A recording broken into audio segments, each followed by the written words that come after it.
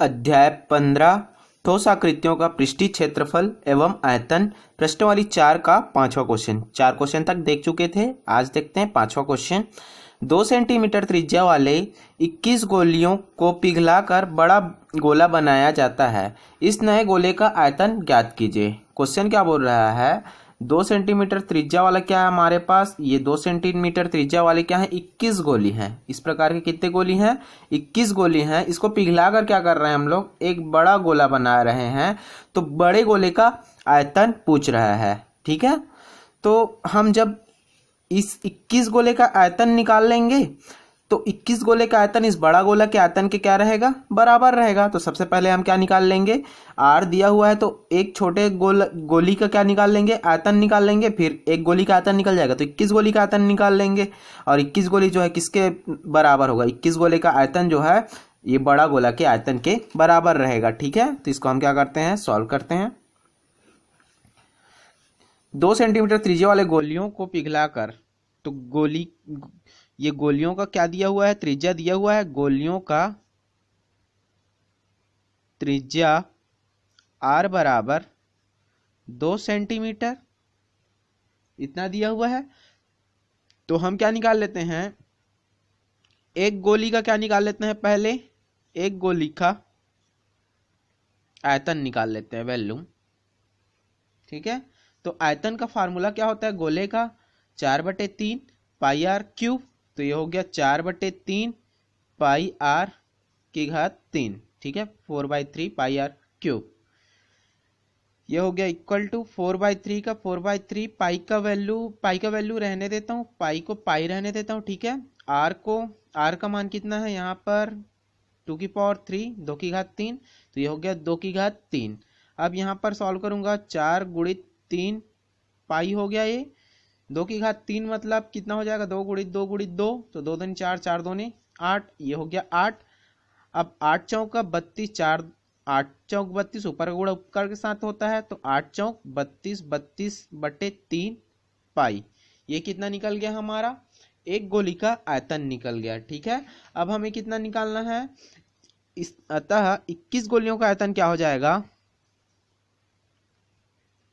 21 गोलियों का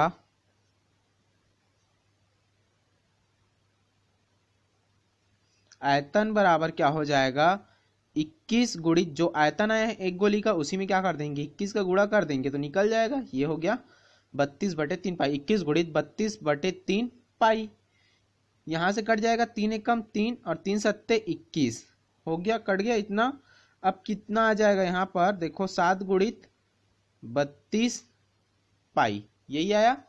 अब गुणा कर देते हैं 7 के साथ, 32 का 7 दूनी 14, 14 की 4 हासिल आई, 1 7 21 और 2 22, 224 पाई, ठीक है।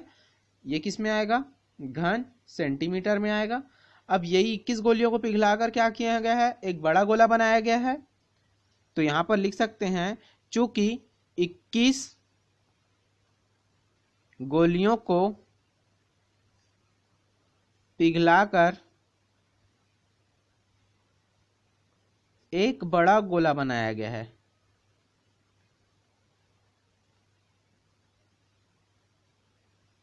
यही बोला है, बनाया जाता है बोला है। 21 गोलियों को पिघलाकर एक बड़ा गोला बनाया जाता है। तो 21 गोलियों को पिघलाकर एक बड़ा गोला बनाया गया है, इसलिए क्या हो जाएगा, इसलिए बड़े गोले का आयतन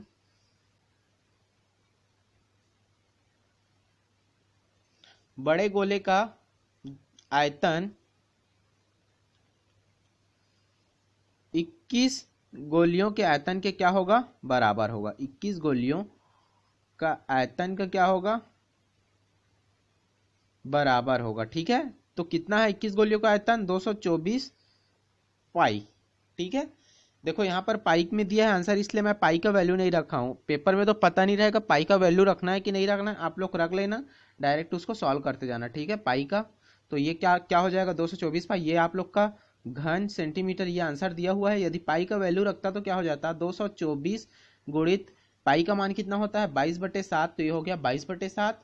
7 कट जाएगा इससे, 7 एकम 7, 7 7 14, 7 21, एक बचेगा, 7 दूनी 14, 32 गुणित 22 हो जाएगा, 22 22 दूने 44 हो गया, ये 44 की 4 हासिल लाई 4, 22 तिया 66 और 4 कितना हो जाएगा 70, 70 तो ये कितना आ जाता 704 घन सेंटीमीटर आ जाता। ठीक है, ये पाई का वैल्यू रखेंगे तो इतना आएगा, और पाई का वैल्यू नहीं रखेंगे तो ये कितना आएगा 224 पाई घन सेंटीमीटर। ठीक है, नेक्स्ट क्वेश्चन देखते हैं।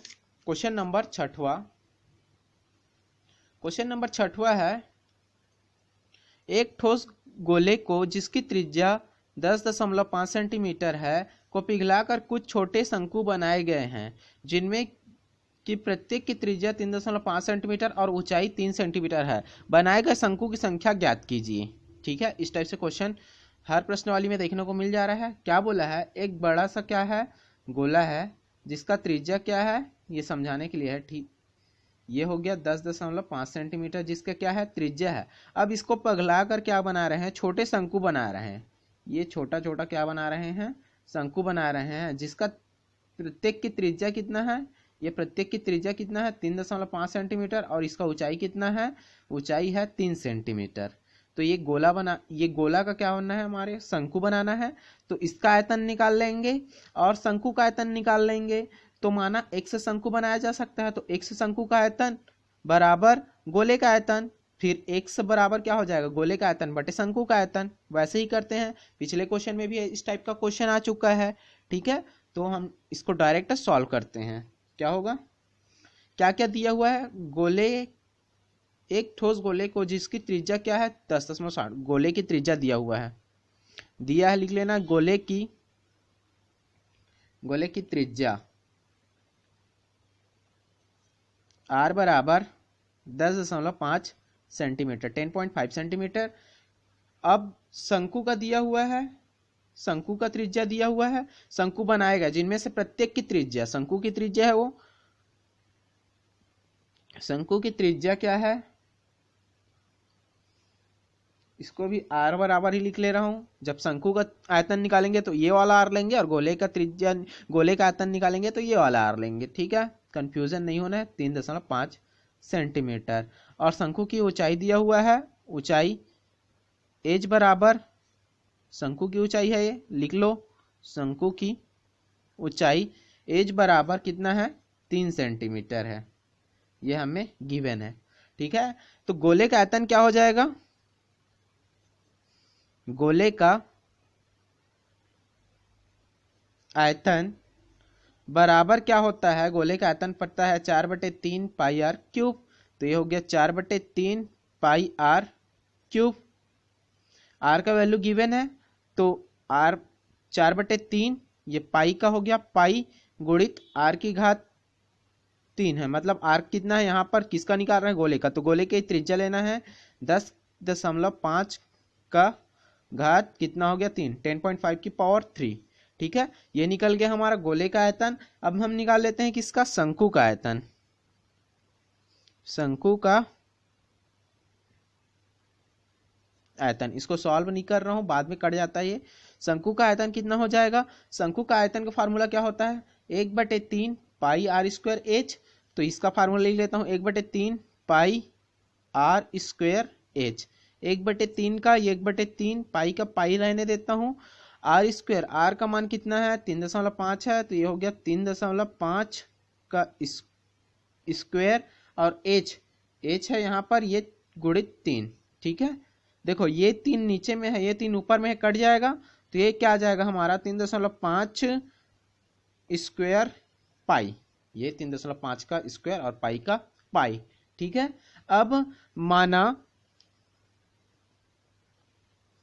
गोले को पिघलाकर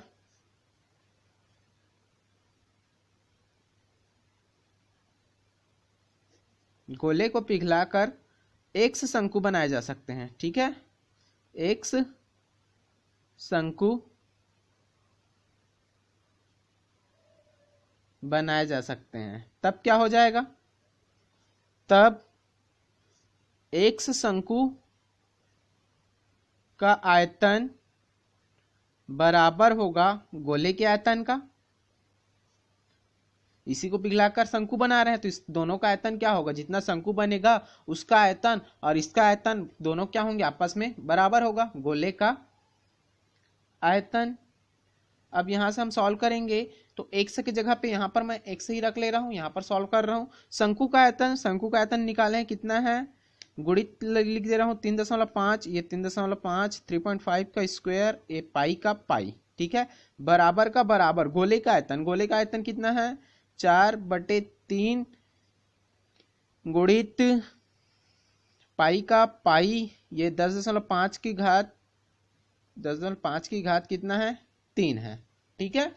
अब इसको सॉल्व करूंगा तो यहां से x का वैल्यू निकालना है हमें, x का वैल्यू, तो x बराबर क्या हो जाएगा, ये गुणा में है, इधर जाके क्या हो जाएगा, भाग में हो जाएगा, तो ऊपर वाले 4, ये पाई है तो पाई रहने देता हूँ, गुणित 10 की घात 10.5 की घात 3 का 3। अब ये 3 नीचे में है और ये इधर गुणा में है, x एक साथ, तो इधर आएगा तो क्या हो जाएगा, भाग में हो जाएगा, 3.5 की घात 2 गुणित पाई, ये पाई और ये पाई क्या हो जाएगा, कट जाएगा। x बराबर क्या हो जाएगा, यहाँ पर 4 गुणित 10.5 कितने बार है, की घात 3 है, मतलब 3 बार, 10.5 गुणित 10.5 गुणित 10.5 3 बार हो गया, और 3 गुणित 3.5 कितने बार है, 2 बार है, 3.5 गुणित 3.5 ये हो गया। अब देखो 10.5 और 3.5 कट जाएगा, या इसको पॉइंट को हटा सकते हैं। मान लिया जाए मैं बोल दूं ये 10.5 है और नीचे में कितना है, 3.5, ऊपर नीचे क्या करेंगे, 10 का गुणा करेंगे तो क्या हो जाएगा, ऊपर नीचे 10 का गुणा करूंगा तो ये कट के एक ही आ जाएगा ना, कोई मतलब नहीं है 10 का गुणा करने पर, लेकिन 10 का गुणा करेंगे तो एक कितना हो जाएगा, 105 हो जाएगा, और ये कितना हो जाएगा, 35 हो जाएगा। तो ऊपर नीचे से हम पॉइंट को हटा सकते हैं, ये एक संख्या बाद पॉइंट है ना, यहाँ पर भी एक अंक बाद पॉइंट है, तो इसको हम हटा सकते हैं, यहाँ पर से भी पॉइंट हटा सकते, इस पॉइंट को नहीं हटा सकते, ठीक है। तो यहाँ पर से क्या हो जाएगा आपका,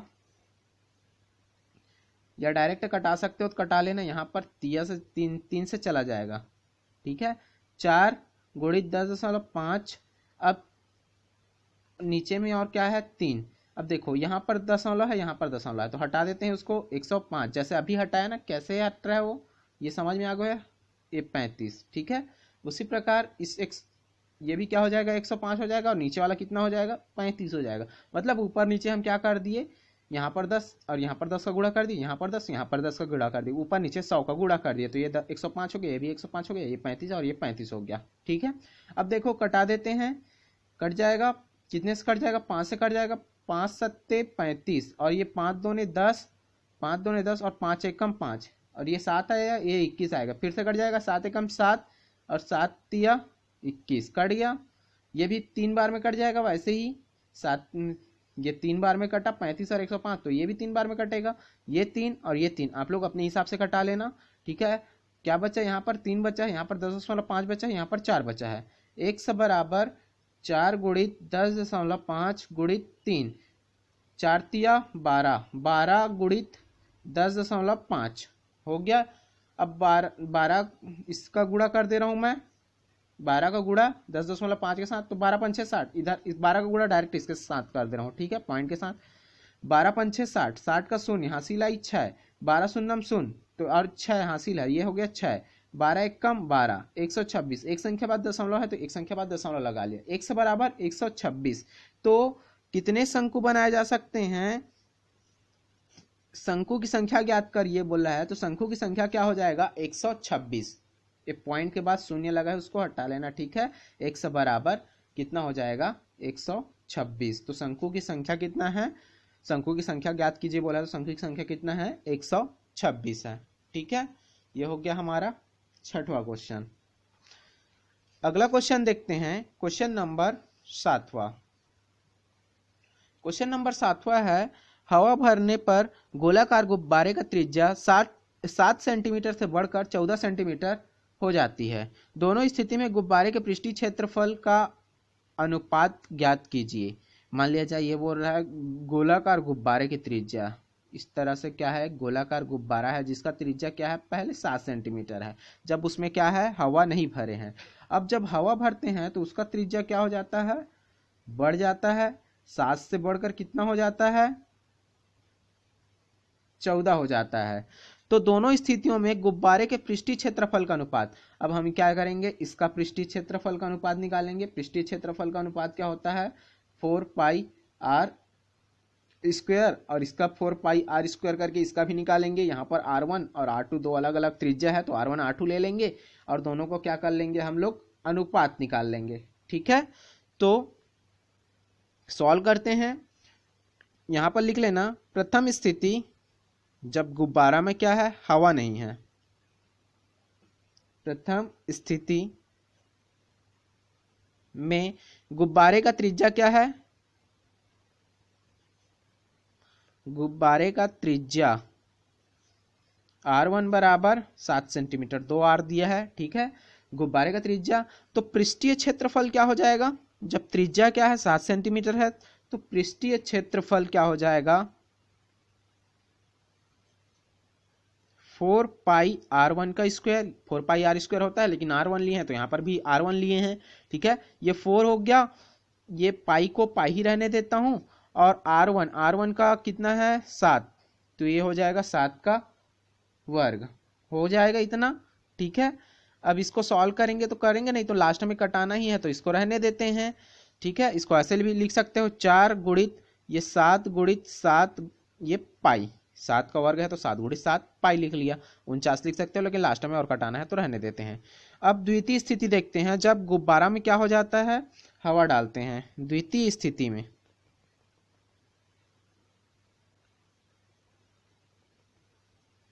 क्या, हवा भरने पर गुब्बारे का त्रिज्या क्या हो जाता है, 7 से बढ़कर कितना हो जाता है, 14 हो जाते हैं। गुब्बारे का त्रिज्या R2 बराबर 7 से बढ़कर कितना, 14, तो ये हो गया 14। तब क्या हो जाएगा, पृष्ठीय क्षेत्रफल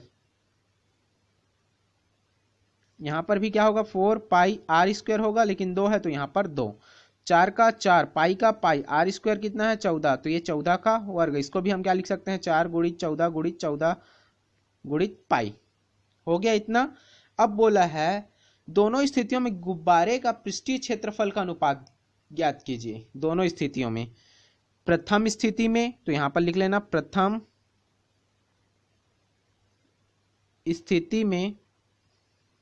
स्थिति का पृष्ठीय क्षेत्रफल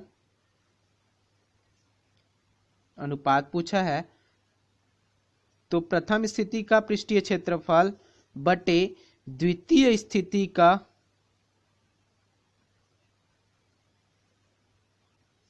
पृष्ठीय क्षेत्रफल बराबर क्या हो जाएगा, पृष्ठीय क्षेत्रफल बराबर प्रथम स्थिति का क्षेत्रफल कितना है, 4 गुणित 7 गुणित 7 गुणित पाई। द्वितीय स्थिति का इसीलिए गुणा नहीं किए थे क्योंकि कट जाएगा, भाग देना है, तो ये पाई और पाई कट गया, ये 4 और 4 कट गया, 7 एक कम 7, 7 दूनी 14 हो गया, ये 7 एक कम 7, 7 दूनी 14 हो गया। ठीक है, ऊपर में क्या बचा, 1 बचा है, कुछ नहीं बचा मतलब 1 बचा है, और नीचे में 2 दूने 4, 2 गुणित 2 कितना हो जाएगा 4।